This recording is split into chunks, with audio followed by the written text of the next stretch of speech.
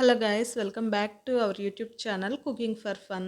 ఈరోజు పన్నీర్ కర్రీ ఎలా చేసుకోవాలో చూద్దాము. ముందుగా పన్నీర్ ముక్కల్ని చిన్న ముక్కలుగా కట్ చేసుకోవాలి. తర్వాత స్టవ్ మీద ప్యాన్ పెట్టుకొని ప్యాన్లో 3 స్పూన్ల నూనె వేసుకోవాలి. అందులో పన్నీర్ ముక్కలు వేసుకొని కొంచెం మిరప్పొడి, కొంచెం సాల్ట్ వేసుకొని పన్నీర్ ముక్కల్ని ఫ్రై చేసుకోవాలి.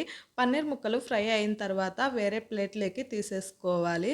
తర్వాత అదే ప్యాన్లో 2 స్పూన్ల నూనె వేసుకోవాలి. అందులో సన్నగా కట్ చేసిన ఉల్లిపాయ ముక్కలు, టమోటా ముక్కలు వేసుకోవాలి.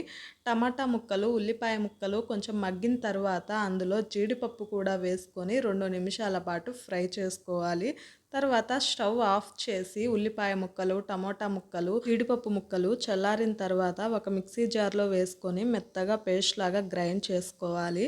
తర్వాత అదే ప్యాన్లో 2 స్పూన్ల నూనె వేసుకొని అందులో చెక్క, లవంగాలు, యాలకులు వేసుకోవాలి. తర్వాత హాఫ్ స్పూన్ అల్లం వెల్లుల్లి పేస్ట్ వేసుకొని పచ్చివాసన పోయేంత వరకు వేగించుకోవాలి. తర్వాత మనం గ్రైండ్ చేసి పెట్టుకున్న పేస్ట్ని అందులో వేసుకొని ఒక 5 నిమిషాల పాటు బాగా ఉడికించుకోవాలి. మధ్య మధ్యలో కలుపుతూ కూడా ఉండండి, ప్యాన్ అంటుకుంటుంది. తర్వాత 1 స్పూన్ కారం పొడి, 1 స్పూన్ ధనియాల పొడి, 1 spoon garam masala, half spoon పసుపు, 2 స్పూన్ల పెరుగు, 1 స్పూన్ సాల్ట్ వేసుకొని బాగా కలుపుకోవాలి, ఉంటలుంటలుగా లేకుండా.